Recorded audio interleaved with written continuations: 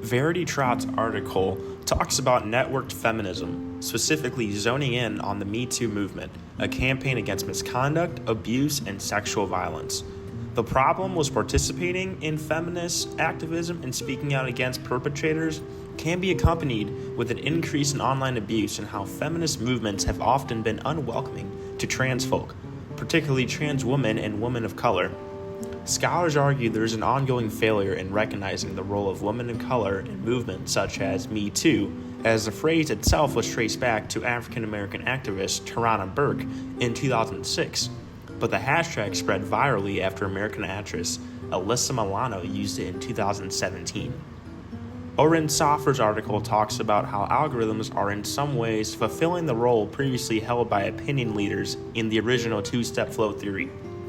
Previously, content would be filtered through opinion leaders before reaching the public with the two-step flow theory, which is now being completed by algorithms acting as decision makers, personalizing content for users, and affecting how public opinion is framed. The two-step flow theory is transitioning to a one-step flow of communication with current social technological changes pushing towards individual isolation, as group mediation is much less significant in the new media era than it was in the mass media era.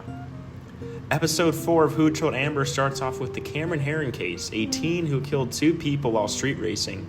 But when the case reaches national news, bots swarm in for Cameron's defense, calling for him to be released. They reveal that most of the bots that came for Cameron's defense originated from the Middle East, overall making Cameron feel very overwhelmed.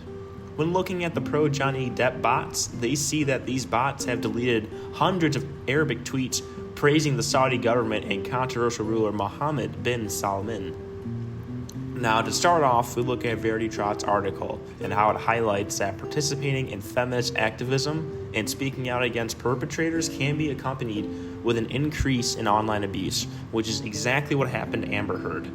Episode 3 of Who Trolled Amber mentions that 50% or more anti-Amber tweets came from bots or trolls, and these bots would sometimes post up to 1,000 tweets per day.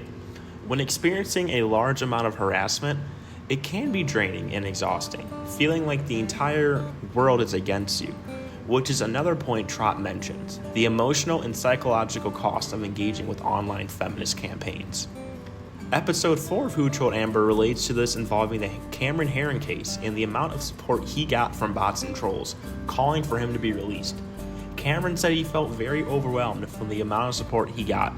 This shows that either way, if the bots or trolls are for or against you, it can really overwhelm someone and be a lot to experience. Online harassment just doesn't exist with celebrities, but it also affects athletes. British pole jumper Holly Bradshaw is no stranger to online harassment, and it started when she was just a teen. Just before the 2012 Olympics, Holly received harassment over her body image.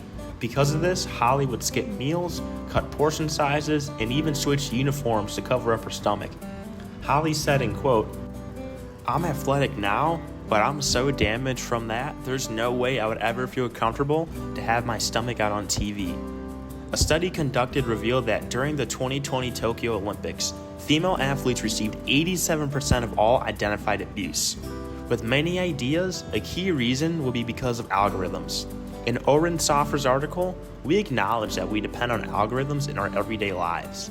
They construct our realities online and affect how public opinion is framed. Algorithms can also intensify negative narratives and create toxic environments and beliefs directed at specific groups or people. And this can come back to the false consciousness that sports are male-oriented, leaving female athletes as more vulnerable to receive harassment. It's very important for females to continue breaking barriers, and it's long overdue for women to be represented in sports properly. Women shouldn't have to fear harassment because of how they look, perform, or what they stand for, especially in a society where it's very easy to attack people online. Right now, it's truly great to witness the direction women's sports are heading in these past couple of years. Thank you for listening.